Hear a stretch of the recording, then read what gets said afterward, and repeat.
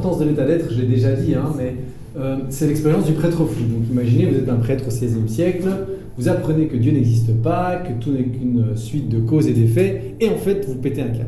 Vous commencez à dire, ah ben donc il n'y a pas d'enfer, donc en fait je m'en fous, je fais ce que je veux, je peux tuer qui je veux, il n'y a pas de conséquences à mes actes, etc.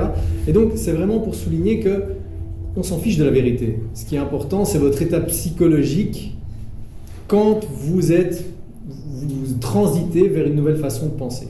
Okay, et donc il faut toujours être en fait un espèce de juge interne pour se dire, est-ce que je suis prêt pour ce genre d'idée ou pas. Encore aujourd'hui, on est en train de décompresser donc, toutes ces idées, de ça on va parler après, mais de ce qu'on a découvert, hein, de la physique quantique, tout ça, on n'arrive toujours pas encore à vraiment se dire, ok, c'est quoi les conséquences philosophiques de ça.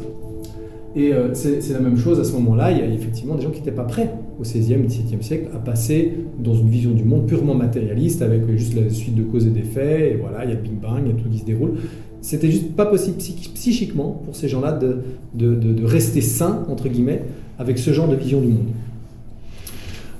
Et donc il y a un temps pour toute chose, et c'est pas bien ou mal, quoi. Donc voilà. Par exemple, si on se sent par exemple paniqué par le changement climatique, on se sent écrasé par la matière et la cause à effet de l'univers machine, alors peut-être c'est bien de chercher un sens plus profond. Mais si ça nous embête pas, alors c'est pas grave. Voilà. C'est pas voilà.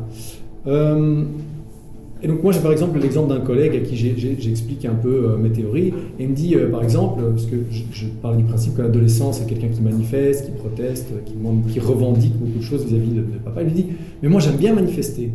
Et je dis ça c'est une sagesse vraiment profonde, parce que finalement c'est ça l'important, c'est est-ce qu'on se sent bien là, ou est-ce qu'on se sent un peu qu'est-ce que je fous là, je ferais mieux de rentrer chez moi et de cultiver mes patates, quoi. Voilà. Et ça il faut être honnête avec soi-même. Et donc, chaque chose en son temps, c'est comme quand vous voyez par exemple un enfant au supermarché qui a 3 ans, il crie, il veut des bonbons, vous dites ok, bon ben voilà, c'est son stade de développement, voilà. Si vous voyez un adulte de 21 ans qui crie comme ça, je veux des bonbons, vous dites bon, ouais, c'est un peu bizarre, quoi. Et donc voilà, donc c'est vraiment avoir cette espèce de regard, de se dire il n'y a pas plus important que la vérité, c'est comment on se sent avec, est-ce qu'on se sent à l'aise, est-ce qu'on se sent bien dans son temps, dans son époque, dans son milieu social, avec les idées et les croyances qui nous habitent.